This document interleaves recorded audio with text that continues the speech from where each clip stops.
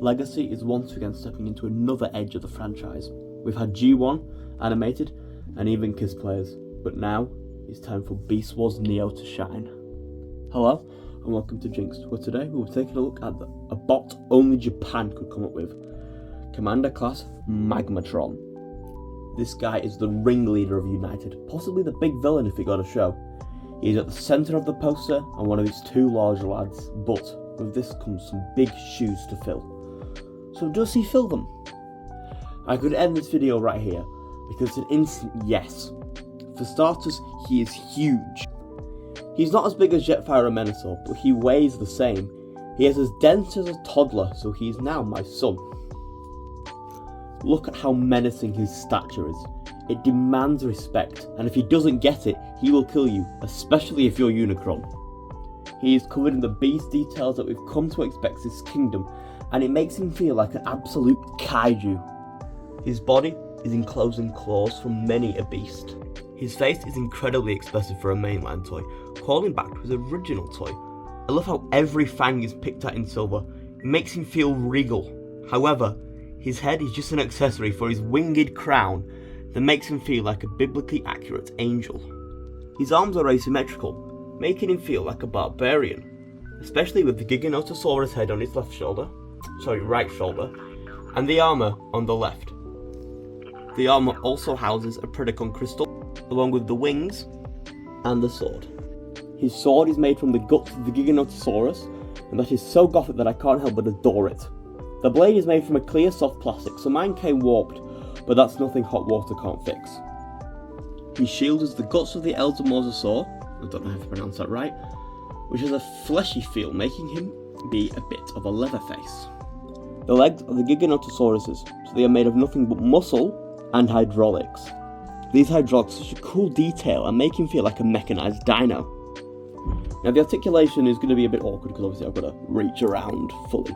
So I'm going to try my best to show it off, but I know it won't be the best way of showing it. So, for starters, the wings are very poseable. There are multiple joints, probably as poseable as Kingdom Air Razors. But for now, I'm going to keep them up like this, just so that way we can move around the head and everything will obviously feel a lot more fluid. The head is only on a swivel. But that's due to the fact of this is basically like a glorified headmaster.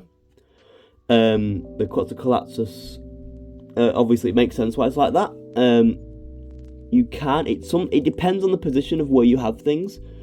As long, obviously, if you have these further around, you've got more movement there.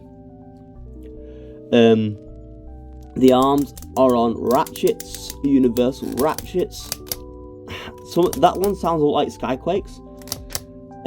But these are fine. You do have a bicep swivel, you do have a double jointed elbow, but that is due to the transformation, and you don't only get 2 clicks out of the top joint there. You do have a wrist swivel, you do have opening hands, you do have this movement, which is mainly for the dino-orgy mode, and it's a bit deceiving because you would think that you could have up and down due to the box art, but you don't have up and down. If you want to count this as articulation, you can move the fins of the Loch Ness Monster shield here, but it's not really articulation yet. God, some of them joints are a bit annoying. You can move the side skirts up and the butt flap, or the tail does also move as well, only side to side, and it can move up as well. But you don't want it clashing. You do have a waist swivel. You also have an ab crunch. If you transform it, it's very tight, and also because of the way I'm also stood. So you can get an ab crunch, but it is also very awkward to get behind when you're behind the camera right now. So it probably didn't even reach it to the actual film. I'll have to get down now again. You do have universal ratchets. I'll have to tap the waist in again, I forget. There we go. Waist is tapped in. So you can move back. You do have friction, just friction joints there. You do have a knee bend, which is ratcheted very far, actually. Can you see that? Yeah, you can. It's very far, which is quite nice. and it does have a nice thing that's cool. It's very natural.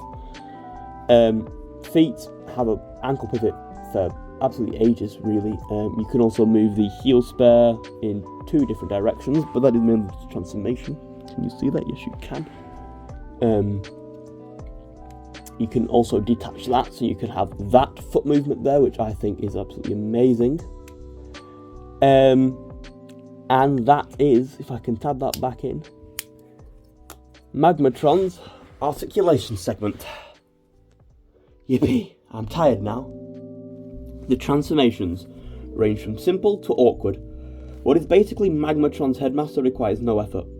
Nessie has some really nice asymmetrical steps, and bootleg Beast Wars Megatron can be awkward due to the hilt of the sword. But the end product is definitely worth it. These are some brilliant dinos. Now obviously for the articulation for them, we'll do them differently, because obviously they are all completely different creatures. So we'll start off with the knockoff Pterosaur, aka the Quetzalcoatlus, which is a really good, dino. It's probably one of the better of the 3, but then again, they're all actually really good, so I can't really judge them. But my favourite is the Giganotosaurus. Obviously, as you can tell here, you've got obviously all the hinges that you had when it was Magmatron's head. But what a wingspan! I mean, whoa. If you can get him to stand. Or if it's Jurassic Park, get her to stand, because they're all females in Jurassic Park. I mean, what a wingspan. The neck has a slight hinge there. The base, you do have obviously ball joints at the neck here. You have a hinge there, and of course you have a very wide opening mouth with great paint detail. That's something I can say about all of them. There's so much paint. Obviously the legs are on ball joints and a set of hinges. But that is the Quetzalcoatlus. But let's just admire the paint on the back of that again. Whoa. Now it is time for Loch Ness Monster, the Elsmosaurus, however you pronounce it. This is very posable, mainly due to the neck. So obviously there's no articulation at the tail, unless you kind of untap it and you want to do that there. You do have fin movement there. These ones, the front ones, can also be hinged, but also have ball joints, so you can get him to stand if you wish. But obviously the amount of segments you've got here on the neck is absolutely amazing. They're on these universals here, so you can move them around like that. And obviously the head.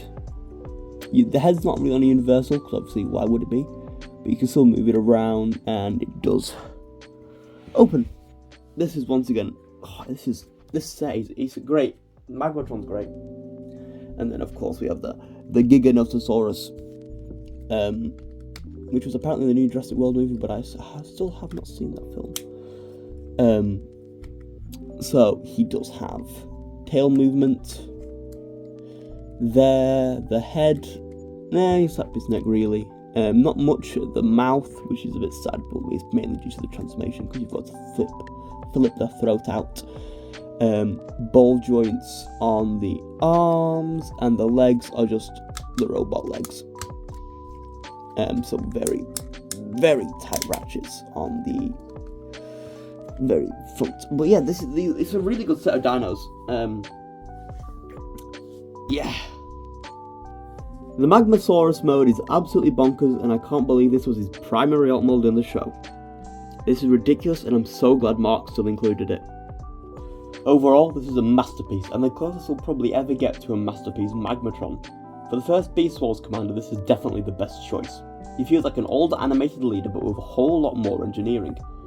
In terms of where he stands with the other commanders, he is definitely my favourite apart from Magnus, as no one can beat him. I couldn't understand why you wouldn't want him, but if you even have the slightest want, get him. I am so happy he was my first Transformer in my 20s. I have been Jinx, and this is my look at Transformers Legacy United Commander Class Beast Wars Neo Universe Magmatron. Don't forget to check my book, the link will be in the description. I will see you in a minute to take a look at another character from the franchise we all love.